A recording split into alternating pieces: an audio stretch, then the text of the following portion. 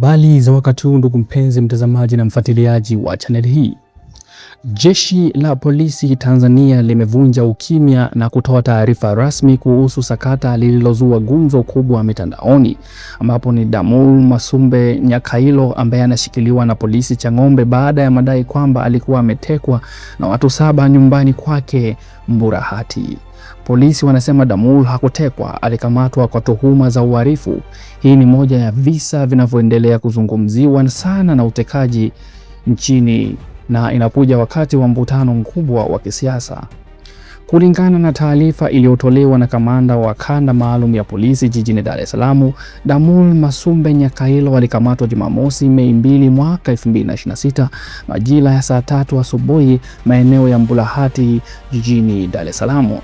Alikamatwa kwa tuhuma za kujihusisha na vitendo vya uhalifu na sasa anashikiliwa katika kituo cha polisi Chang'ombe na ameshirikiana na polisi kwa kutoa maelezo moja na ushirikiano. Uchunguzi unaendelea na atafikishwa kwenye vyombo vingine vya kisheria mara uchunguzi utakapokamilika. Polisi wamekanusha madai kwamba alitekwa na watu 7 na kusema taarifa zilizosambaa mitandaoni zilikuwa na maelezo yasiyo sahihi. Hii inakuja baada ya video pamoja na picha za Damul zilizosambaa mitandaoni zikidai alikuwa ametekwa nyumbani kwake.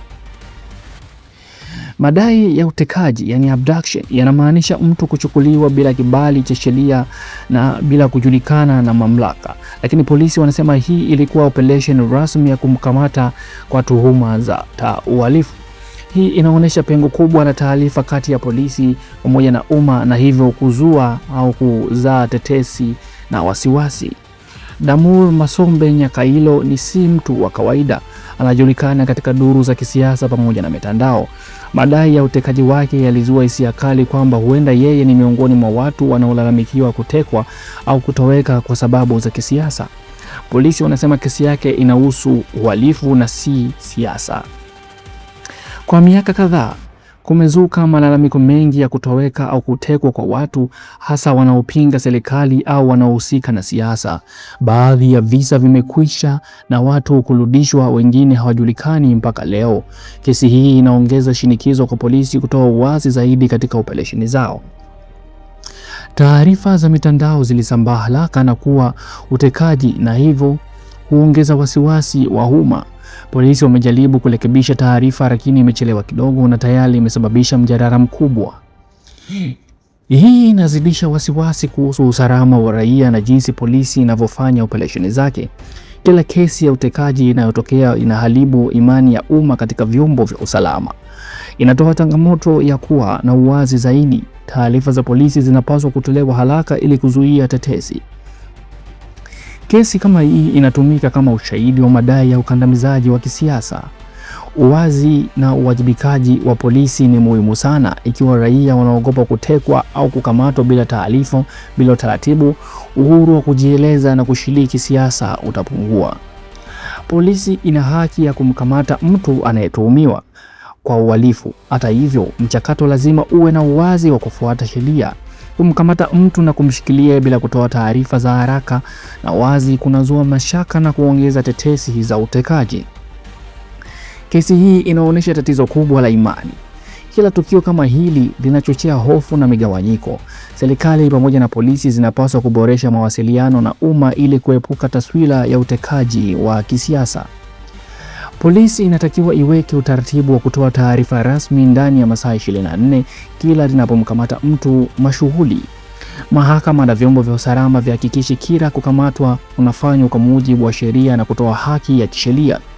Vyama vya siasa pamoja na wanaharakati wao wasitumie visa kama hivi kuchochea chuki bila ushahidi. Taifa linahitaji mazungumzo ya kitaifa kuhusu usalama wa raia pamoja na haki ya binadamu ili kurejesha imani. Mwisho wa siku, haki na usalama wa raia lazima viwe kipaumbele. Serikali inapaswa kuwa na ujasiri wa uwazi badala ya kuacha nafasi kwa tetesi.